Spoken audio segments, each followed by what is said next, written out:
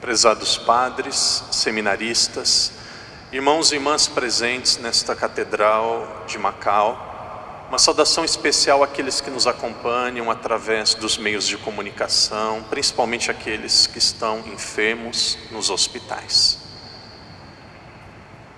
Eu penso que na nossa vida nós devemos pedir a graça de Deus para discernirmos e vivermos bem a nossa vocação. Desde quando nós fomos batizados, Deus nos chamou à vocação de cristãos, e durante a nossa vida nós podemos discernir e escolhemos ser padres, religiosos, religiosas, nos casarmos. Deus nos chama a uma vocação. A liturgia de hoje nos fala da vocação de 3 pessoas, na minha opinião, entre as 3 mais importantes de toda a Sagrada Escritura. A primeira delas foi o profeta Jeremias. Por que o profeta Jeremias foi um profeta tão importante? Talvez um dos momentos mais difíceis do povo de Israel foi o momento do exílio. O exílio entre 589 até 538 a.C., que o povo de Israel foi deportado para a Babilônia.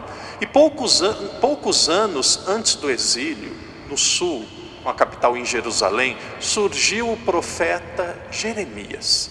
Jeremias era ainda um jovem, um menino, tinha tudo para fazer aquilo que queria, para seguir a sua vida. De repente Deus o chamou para ser profeta. Qual foi a resposta dele? Não, eu não quero, eu não desejo.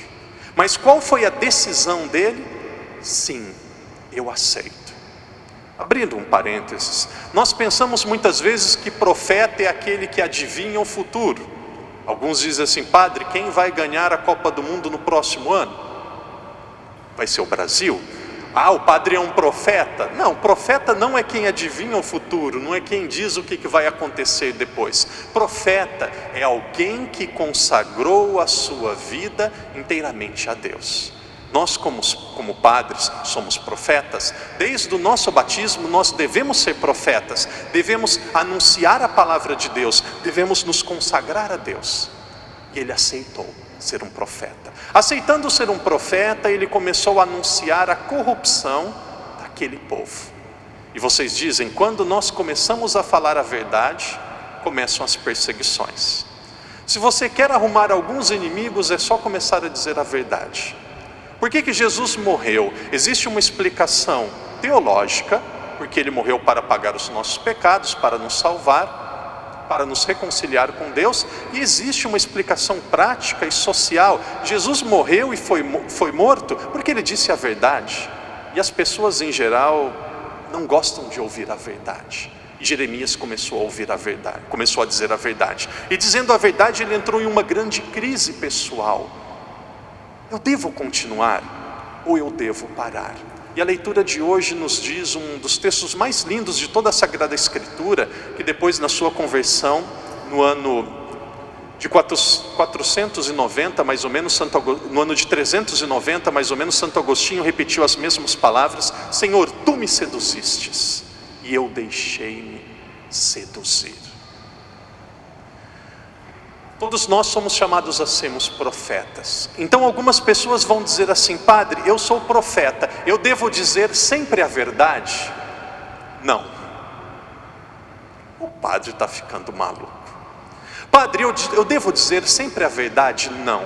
Nós devemos ter o discernimento de dizer a verdade na hora certa e da maneira correta.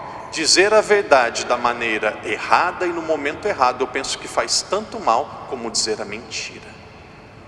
Peça o discernimento de dizer a verdade. Eu penso que deveria crescer entre nós sacerdotes, entre nós leigos, entre nós católicos, algo que se chama de correção fraterna. Olha, isto me ofendeu, não deveria ser deste jeito. Isto significa ser profeta, dizer a verdade na hora certa e do jeito certo. Isso Jeremias fez.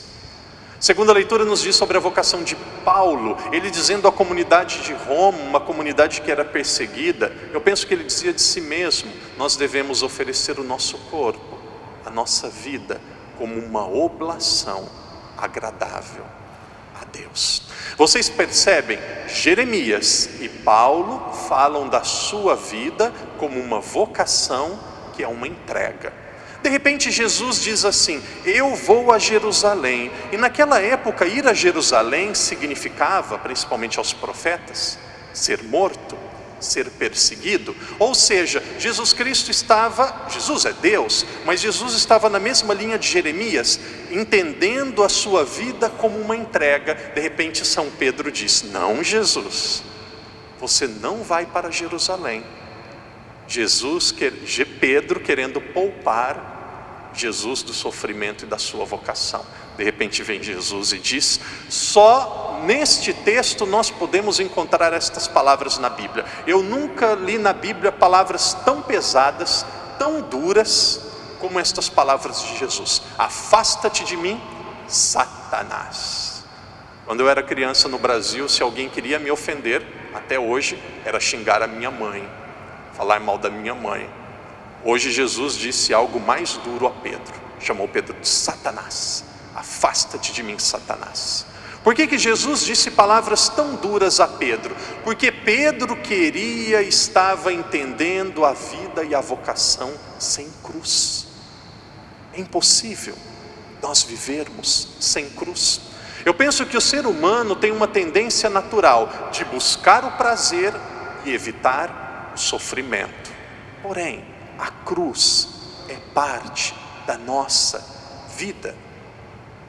Quando nós fomos chamados a uma vocação, ontem eu conversava com um casal, e eles diziam assim: padre, nós queremos nos casar, sorrindo, brincando, felizes. E eu rezava: eu quero ver daqui uns 30 anos. Deus queira que continue assim, ou que fique melhor. E eu já disse a vocês, no começo é tudo bonitinho, meu gatinho, meu ursinho, meu leãozinho, meu tigrinho. O tempo vai passando, os bichos vão crescendo: cavalo, jumento, égua, elefante, boi, vaca. Padre, para por aqui. E eu perguntei a eles: por que vocês querem se casar? Tão poucas pessoas se casam na igreja. Padre, nós queremos nos casar porque nós queremos ser felizes. E eu disse a eles: olha, o padre vai ser muito sincero, não se casem. Esse padre é muito pessimista. Tem tão poucas pessoas que se casam na igreja, e vem ainda o padre falar para a gente não se casar. O padre deveria nos incentivar. Sabe, a felicidade que muitos esperam no casamento, que é uma felicidade estável, perene, uma felicidade que não passa e para sempre. Essa felicidade só existe no céu. O casamento não vai lhe fazer totalmente feliz. Como que nós devemos entender o matrimônio, o casamento? Como que nós devemos entender a vocação, a vida religiosa e sacerdotal? Se você já é casado, se você quer se casar, guarde esta palavra no seu coração: missão. Missão. A nossa vocação é uma missão. É uma missão. Que missão? A missão de levar o outro para o céu. A missão de fazer o outro melhor. Padre, casamento é cruz? Não. Casamento é paraíso? Não. Casamento é um status social? Não. Casamento é uma tradição? Não. Casamento é uma missão. A vida sacerdotal é uma missão. E é uma missão não como uma corrida de 100 metros rasos, que você termina em 9 segundos e 54 centésimos. Não, é uma maratona lenta. Não só a vocação à vida sacerdotal, a vocação cristã é uma maratona lenta. É uma maratona que nós temos momentos de muita felicidade, momentos de dores, momentos de silêncio. Quando você rezar, peça a Deus a graça da serenidade e a graça da perseverança. Perseverança. Serenidade. Saiba enfrentar as cruzes da sua vida. A vida não é doce, a vida não é bonita como um castelo de Barbie. A vida é dura, a vida é sofrida. Na vida, nós dizemos isso no Brasil, eu não sei se os macaenses, em Portugal existe essa expressão. Meu pai me dizia: filho, na vida nós precisamos engolir muito sapo. Nós não somos o centro do mundo. Na vida existem cruzes. Por que na vida existem cruzes? Porque as cruzes nos ensinam a sermos mais humanos, mais misericordiosos. Um grande santo da igreja diz que as cruzes, as dificuldades nos ensinam a esperarmos e nos voltarmos para o céu. Se tudo fosse perfeito, nós iríamos querer ficar aqui na terra. Nós íamos querer viver aqui para sempre.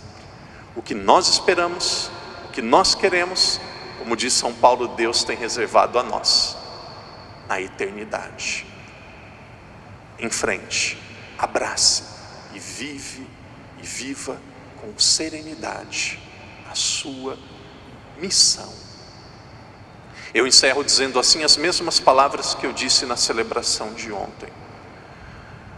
Muitas vezes a minha oração é dizer ao Senhor: Senhor, não afaste de mim a minha cruz. Me dê ombros mais fortes. Me dê ombros mais fortes. Deus não vai dar uma cruz, um peso maior do que aquele que você pode carregar.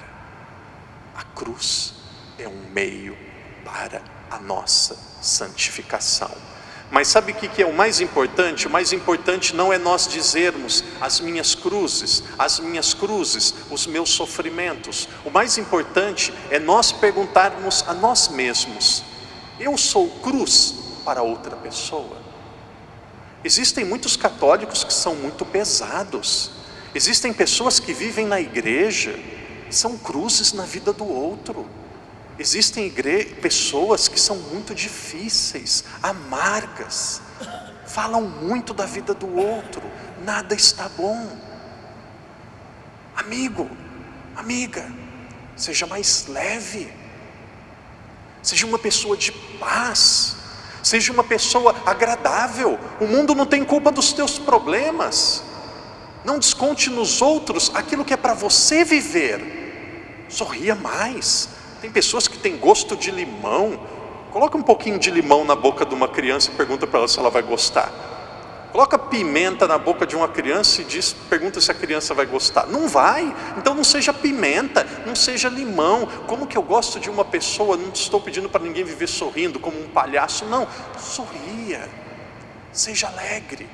Viva a sua cruz com serenidade. Santa Teresinha do Menino Jesus dizia: eu sofro, sim, eu sofro, mas será que eu sofro bem? Será que eu sofro bem? Que Deus nos dê a graça de sofrermos com serenidade, com constância, para santificarmos a nossa vida e a nossa vocação. Em silêncio, rezemos. Pai amado, Pai querido, conceda-nos a graça da perseverança, da serenidade. Se for possível, afaste de nós as nossas cruzes, mas que a Tua vontade esteja acima da minha. Que eu aprenda através das minhas cruzes a respeitar o outro, a ser mais humilde, mais misericordioso. Que eu não tire os meus olhos de Ti. Ajude-me, Jesus, a não ser cruz na vida dos meus irmãos.